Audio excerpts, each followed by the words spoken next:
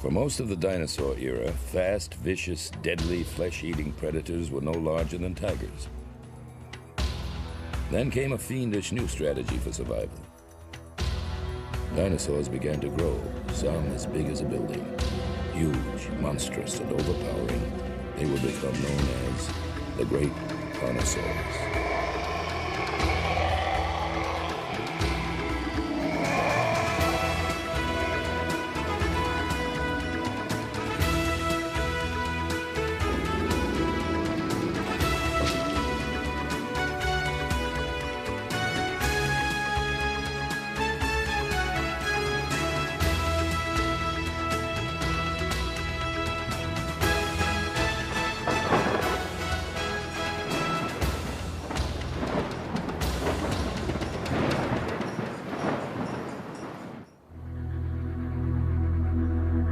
The Badlands of Alberta, Canada are thousands of square miles of nothing but scrub, brush, and sand. Yet this place is a gold mine for paleontologists. The landscape is riddled with fossils, including those of the most terrible land animals that ever lived.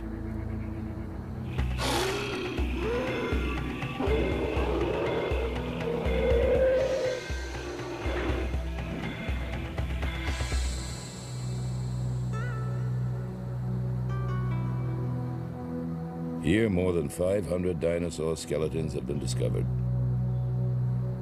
75 million years ago, this was a coastal plain close to the sea and lush with plant life. For most of the dinosaur era, which began 245 million years ago, predators remained no larger than today's land animals. The forces that would eventually drive evolution had yet to emerge. The continents were knitted together into a single landmass called Pangaea. The climate was warm and dry. Dinosaurs roamed freely. Then, 200 million years ago, Pangaea broke apart.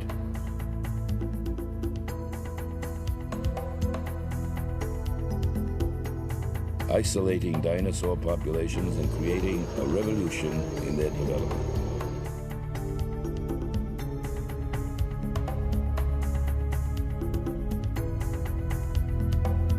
Some plant-eating dinosaurs grew enormous.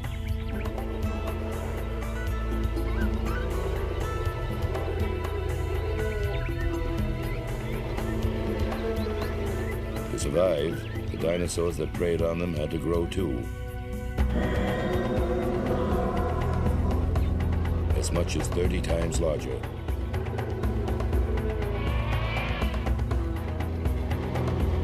And they perfected their arsenal of weapons.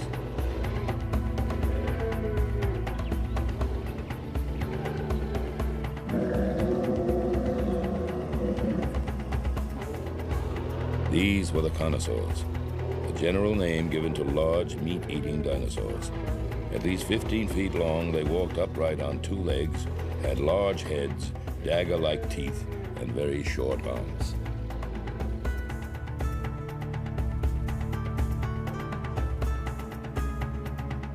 These are the killer dinosaurs every child loves and the mainstay of old science fiction movies.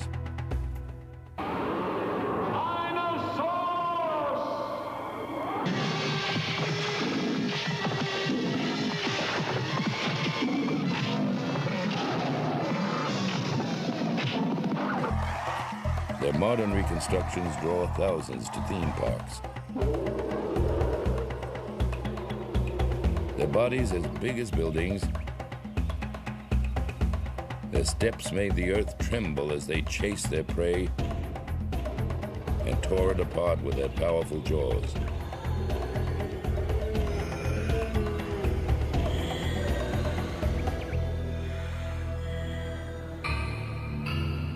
Some of the first examples of Carnosaurs were found in Alberta's Badlands. Embedded in stone, dead for at least 75 million years. Albertosaurus is a member of the most highly evolved, the most fearsome, and deadly Carnosaur family of them all, the Tyrannosaurs. Its killer cousin is perhaps the best-known dinosaur of them all, Tyrannosaurus rex.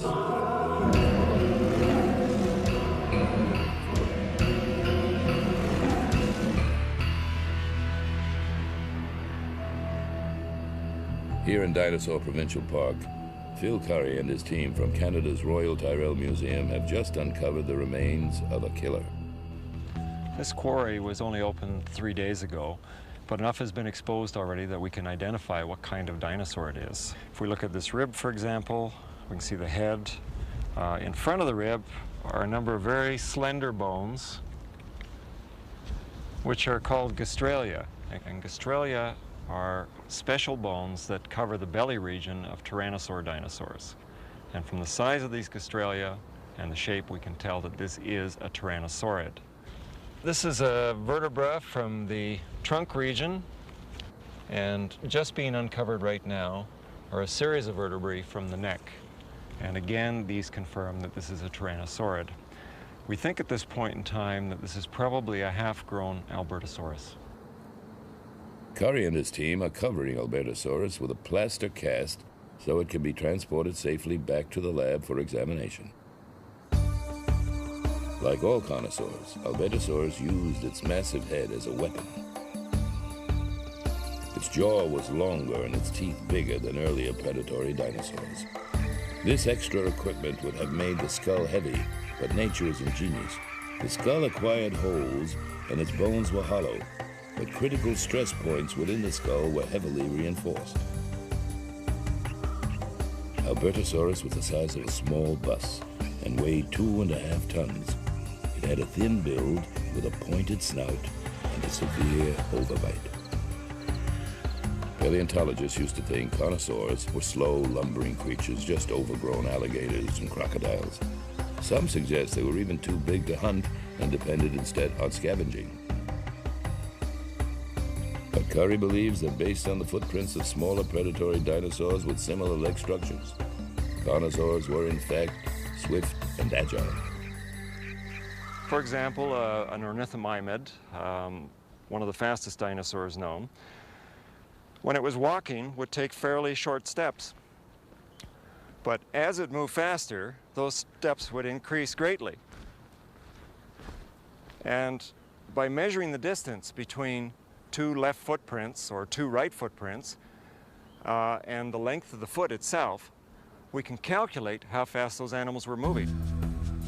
From his studies of ancient footprints left in mud, Curry estimated the 6-foot-tall dinosaur moved about 15 miles an hour. When it wasn't hampered by mud, it could probably run much faster. Albertosaurus and the other Carnosaurs were probably not as fast, though most paleontologists agree they could outrun a human. Some estimate they could move up to 40 miles an hour. Just in speed and size alone, these were terrifying creatures, but it was their arsenal of killing tools, including their jaws and powerful necks, that inspires awe. Most think of dinosaurs as giant creatures, but many were quite small. It wasn't until the end of the Cretaceous era, 65 million years ago, that the giants truly emerged.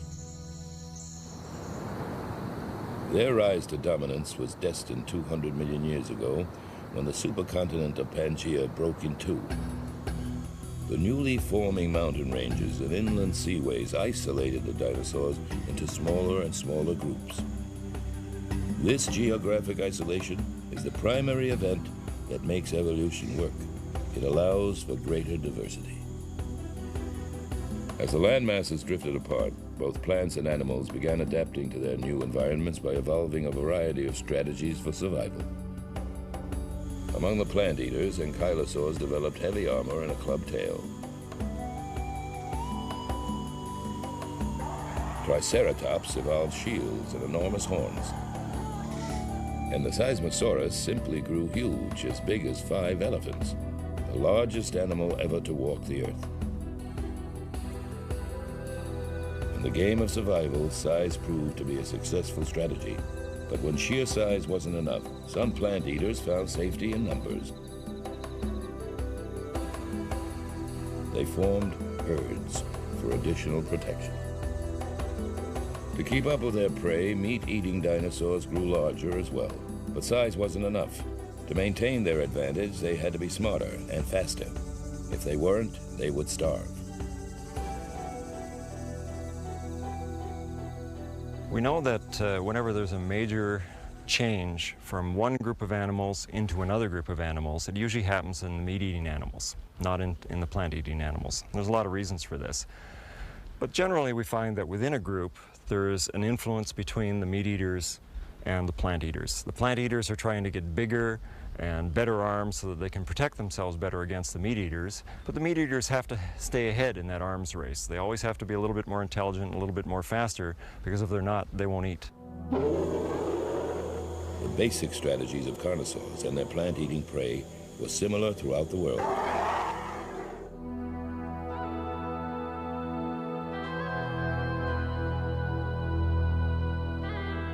But in geographic isolation, curious physical changes were in store.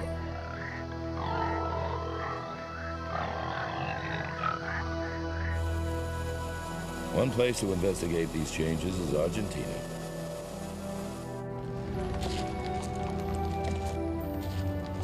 Here, new and unusual carnosaurs are being found.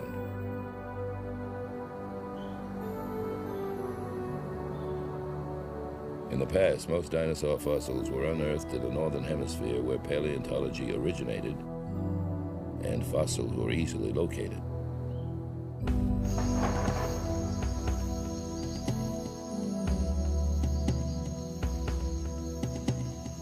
Because of the long period of isolation between the two supercontinents, when a new dinosaur is discovered in South America, it often has novel features. Jose Bonaparte of Argentina's National Museum of Natural Science in Buenos Aires has been called the master of the Mesozoic. He has studied dinosaurs in Argentina for 3 decades, longer than anyone else. In 1985, Dr. Bonaparte discovered a 1-ton meat-eating dinosaur called Carnosaurs.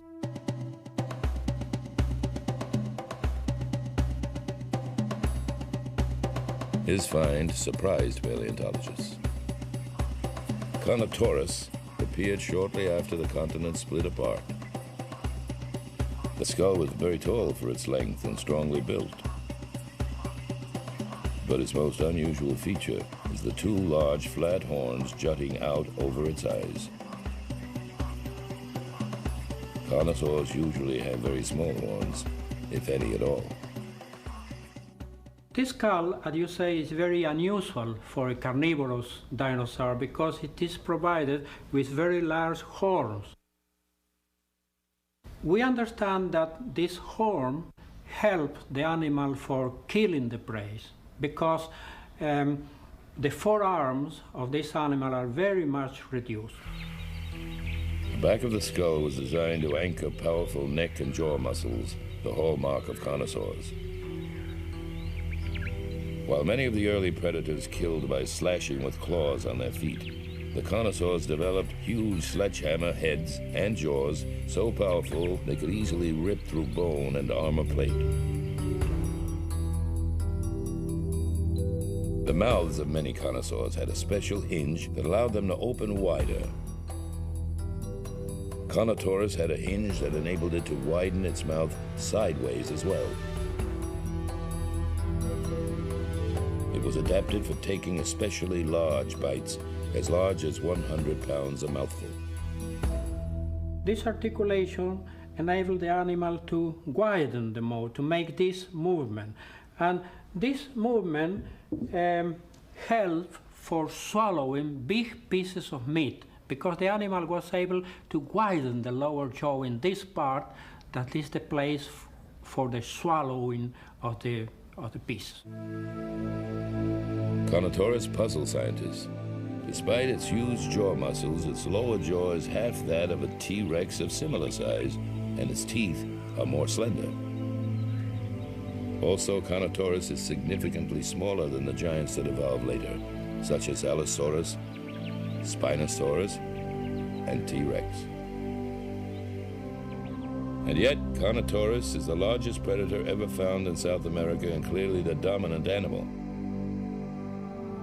Its slender lower jaw may not have mattered. It could kill and eat anything it wanted, and it had no enemies. The Carnosaurs that came after would further perfect body structures to become truly remarkable killing machines.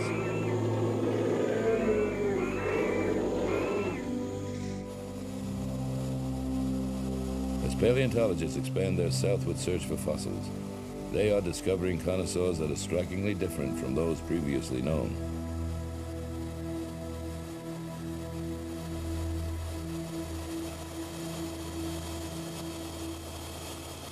One of the oldest giant Carnosaurs was found here, just 400 miles from the South Pole.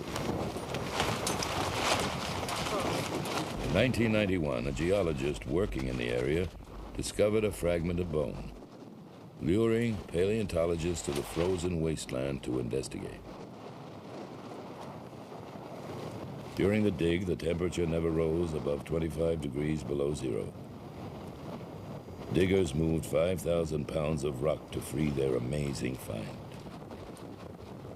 Cryolophosaurus, the frozen crested dinosaur, was a 25-foot-long flesh eater.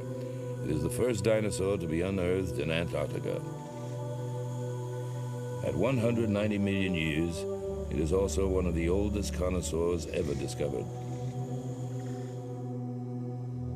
Paleontologist William Hammer of Augustana College in Illinois led the dig. So this is the eye. This is the top of the head right here.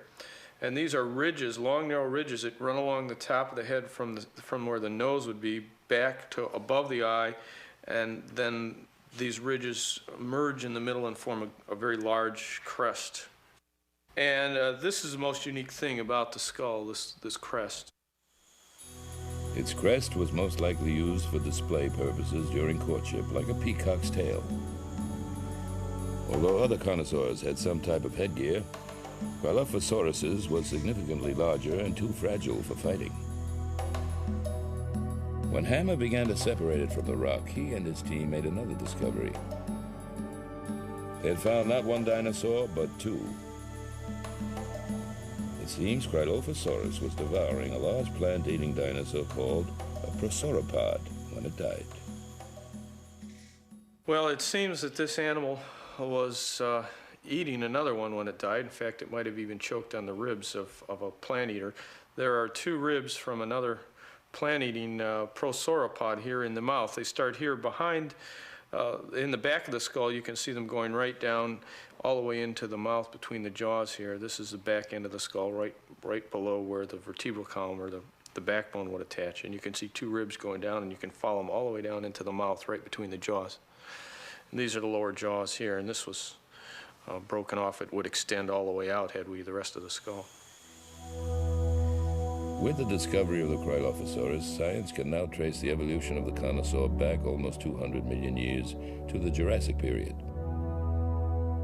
The reduced arms, sledgehammer head, and steel trap jaws would continue to be refined over 135 million years, until an animal would evolve whose every feature down to the core of its bones was created solely for killing.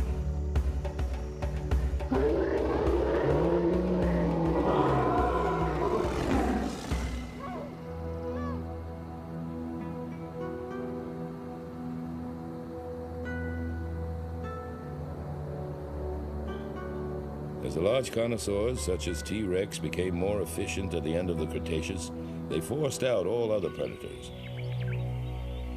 They became the sole large flesh eaters. Phil Curry believes these evolutionary changes were beginning to snowball.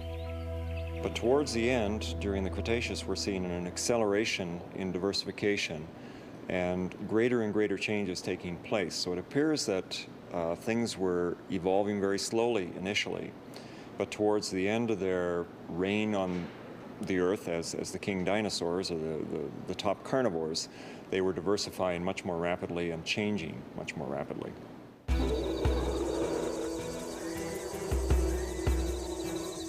Whether hunting alone or in groups, Carnosaurs were deadly. They would rush in at tremendous speed, scoop out a huge hunk of flesh, then leap back and wait for their prey to bleed to death. Risk-free and very effective.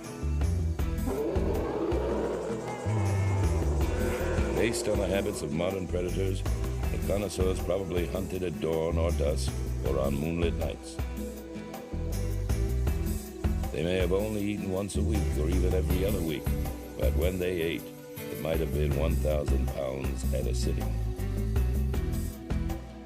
In North America, Albertosaurus and Tyrannosaurus took two evolutionary courses. Tyrannosaurus took the fast track and became larger and stronger. Albertosaurus remained the same size. It was quicker than T-Rex, but not as big. As Carnosaurs evolved their fast, long legs and large meat-scooping jaws, all else was pared away. Their arms and shoulders grew smaller, no bigger than a man's. The reason they developed the short arms is to reduce the amount of weight in front of the hips. As you get bigger, you end up having more mass in front of the hips, and if you're a big meat-eating dinosaur, you suffer the possibility that you're going to fall on your face if you have too much weight up front. So what these animals did was reduce the weight as much as possible. Regardless of the fact that they're very short arms, they are nevertheless quite powerful. And one would assume that these animals were in fact grasping their prey, holding on to them while the jaws did their dirty work. We know how Carnosaurs were built, but what did they really look like? Some speculate they had lizard-like skin. Others suggest they were more like birds and perhaps even had feathers. Now Jose Bonaparte has found the first direct evidence, a skin impression from a Carnosaur. This is interesting because some paleontologists suppose that the carnivorous dinosaurs, they had some feathers, but we have discovered not the slight indication of feather in the skin impression. Reconstructing the shape of a dinosaur's head is fairly easy. The heads were mostly skin and bones, so the shape closely matches that of the skull. The body is more difficult. The skeleton is a clue to its size and bulk. Probably the most difficult question is what color were they? The small predators were probably camouflaged with stripes and spots. But camouflage wouldn't make much difference to a 20-foot tall killer, so the biggest Carnosaurs were most likely a dull green or gray. Based on the size of their brain case, the last of the Carnosaurs had added a new feature to their already impressive arsenal of weapons: intelligence. It is a characteristic of all pack-hunting animals. I think that you need a relatively high degree of intelligence to work as a coordinated group, as a packing animal. And it's not surprising that most of the most intelligent animals today are in fact some of the more intelligent animals that we're aware of. So it's not surprising that amongst the dinosaurs, the ones that we think are packing animals are the ones with the largest brains. The later Carnosaurs' eyes looked forward, giving them depth perception, thus allowing them to strike more accurately. And they had a highly directional sense of hearing.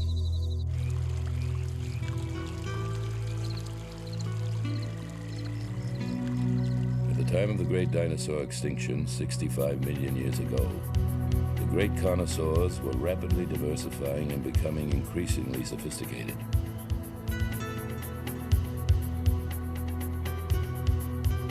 The pattern for two-legged dinosaurs with big heads and sharp teeth started early in the dinosaur era and carried through until they had become the most terrifying and deadly animals ever to walk the earth. It's a good thing for humans that they went extinct, otherwise mammals, including ourselves, might never have evolved. Yet one wonders, how much further could the Carnosaurs have progressed? What deadly new adaptations might they have evolved? Could they have become any more frightening?